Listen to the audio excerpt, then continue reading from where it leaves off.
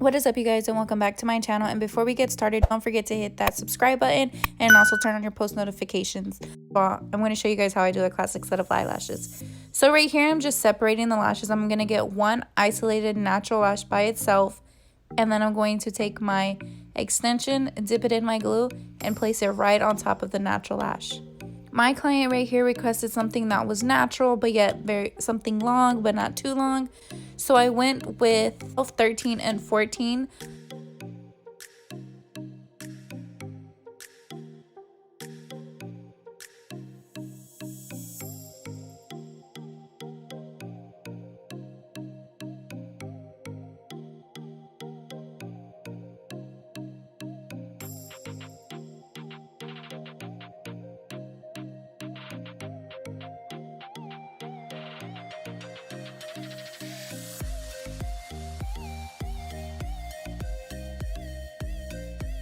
Going to tape up her eyelid. This is going to help me get a better view of her eyelashes, and it helps me with placement as well because I get a better view of her lashes. This part right here is very optional. You do not need to do this, but like I said, it's something that helps me, and that's what I do.